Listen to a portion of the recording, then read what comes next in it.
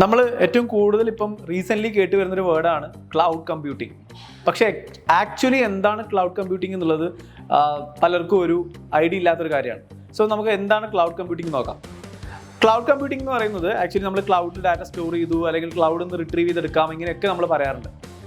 നമ്മുടെ അതിലൊരു huge data ഉണ്ടെങ്കിൽ ആ ഡാറ്റേനെ നമ്മൾ സ്പ്ലിറ്റ് ചെയ്തിട്ട് മൾട്ടിപ്പിൾ സെർവേഴ്സിൽ അല്ലെങ്കിൽ മൾട്ടിപ്പിൾ സിസ്റ്റത്തിൽ പീസായിട്ട് സ്റ്റോർ ചെയ്യുകയും റൺ ചെയ്യുക അല്ലെങ്കിൽ പ്രോസസ്സ് ചെയ്യുകയും ഒക്കെ ചെയ്യുന്നൊരു പ്രൊസീജിയറാണ് ശരിക്കും പറഞ്ഞാൽ ഈ ക്ലൗഡ് കമ്പ്യൂട്ടിംഗ്. അതായത് നമുക്കിപ്പോൾ ഫോർ എക്സാമ്പിൾ ഒരു 100 GB ഡാറ്റ സ്റ്റോർ ചെയ്യണം.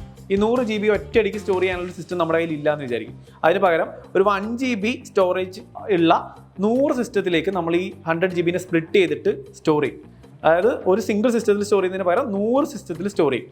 അതിന് ബാക്കപ്പും കാര്യങ്ങളൊക്കെ ഉണ്ടാവും. അപ്പോൾ ഇതിൻ്റെ ഒരു അഡ്വാൻറ്റേജ് എന്ന് പറഞ്ഞാൽ ചെറിയ ഡാറ്റ ആയതുകൊണ്ട് ഈസിലി പ്രോസസ് ചെയ്യാം, ഈസിലി റിട്രീവ് ചെയ്യാം. അപ്പോൾ ഈ 100 സിസ്റ്റത്തിൽ നിന്ന് നമുക്ക് ആക്സസ് ചെയ്തിട്ട് പാരലൽ പ്രോസസ്സിംഗ് എന്ന് പറയുന്ന കാര്യങ്ങൾ ഇതിനകത്ത് ചെയ്യുന്നുണ്ട്. അപ്പോൾ ഈ രീതിയിൽ വർക്ക് ചെയ്യുന്ന ഒരു സിസ്റ്റമാണ് ശരിക്കും ക്ലൗഡ് കമ്പ്യൂട്ടിംഗ് എന്ന് പറയുന്നത്.